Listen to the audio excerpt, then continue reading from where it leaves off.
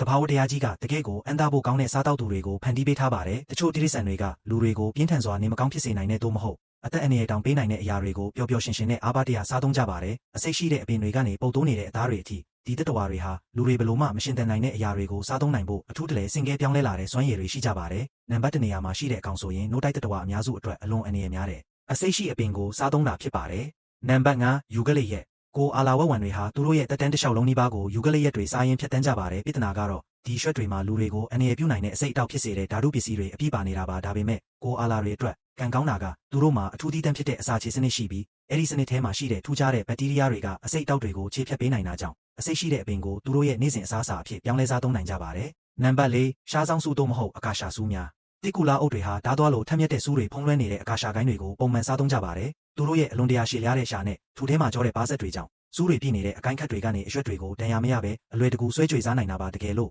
လူတယောက်ကသာအဲ့ဒီလိုလိုက်လုပ်ကြည့်မယ်ဆိုရင်ပါးစက်နဲ့လက်ချောင်းတစ်လျှောက်ရှာနာတာစူးတာတွေနဲ့ပဲအဆုံးသတ်သွားမှာဖြစ်ပါတယ်နံပါတ်3ပုတ်တိုးနေသောအသားလူတွေကပုတ်တိုးနေတဲ့အသားကိုအတက်နိုင်ဆုံးရှောင်ကျဉ်ကြပေမဲ့လင်းတနဲ့ဟိုင်းအီးနာတွေအတွက်တော့ဒါဟာဘူပေးစားပွဲတော်ကြီးတစ်ခုလိုပါပဲသူတို့ရဲ့အစာအိမ်ထဲမှာရှိတဲ့အဆစ်တွေကအလွန်ပြင်းထန်တာကြောင့်လူတွေကိုပြင်းထန်တဲ့အစာအဆိပ်သင့်မှုဖြစ်စေနိုင်တဲ့အန္တရာယ်ရှိဘက်တီးရီးယားတွေနဲ့ယောဂပိုးမွှားတွေကိုအကုန်ခြေဖြတ်တက်ပြစ်နိုင်ပါတယ်လူတယောက်ကိုဆေးရုံရောက်သွားစေနိုင်တဲ့အရာဟာဒီပုတ်ကောင်စားတတဝါတွေအတွက်တော့ရိုးရိုးရှင်းရှင်းအစားအစာတစ်ခုသာဖြစ်ပါတယ်နံပါတ်2အဆိပ်ရှိသောအိုင်ဘီပင်လူတွေဟာများသောအားဖြင့်အဆိပ်ရှိတဲ့အိုင်ဘီပင်ကိုမြင်ရင်ဝေးဝေးကပြေးကြပေမဲ့စိတ်တွေနဲ့တမင်တွေကတော့အဲ့ဒီအပင်စီကိုပဲဥတီပြေးကြပါတယ်လူတွေနဲ့မတူတာကတော့သူတို့ဟာနာကျင်စေတဲ့အဖို့အပိန်တွေနဲ့အရေးကြီးဖို့တွေကိုဖြစ်စေတဲ့ယူရူရှီယောလို့ခေါ်တဲ့အစီပြန်ဓာတုပစ္စည်းနဲ့တမ်းမတင်မှုမျိုးမရှိကြပါဘူးသူတို့အတွက်တော့ဒီစိတ်အိုင်ဘီပင်ဟာအရသာရှိတဲ့တရေစာတစ်ခုပါပဲနံပါတ်1ကိုမပြောခင်မှာအခုလိုတဘာဝတရားကြီးရဲ့စမ်းကြဲတဲ့လိုက်ရောညီထွေဖြစ်အောင်ပြောင်းလဲမှုတွေအကြောင်းလေ့လာရတာကိုသဘောကျတယ်ဆိုရင်ဒီဗီဒီယိုကိုတဲထဲလုပ်ပြီးကြက်တယ်လုပ်ထားပေးပါဦးနော်နံပါတ်1မစ်ခွိတ်အပင်မိုနာကလိပ်ပြာကူကောင်တွေဟာမစ်ခွိတ်အပင်တွေကိုပဲတီးတက်နီးပါးမိဝဲစားတောက်ကြပါတယ်ဒီအပင်တွေမှာနှလုံးအလုံးပုံကိုတားရိုက်ထိခိုက်စေနိုင်တဲ့ပြင်းထန်တဲ့ကာဒီယက်ဂလိုင်ကိုစိုက်အဆိပ်အတောက်ချက်ပေါင်းတွေအပြည့်ပါဝင်နေတာဖြစ်ပါတယ်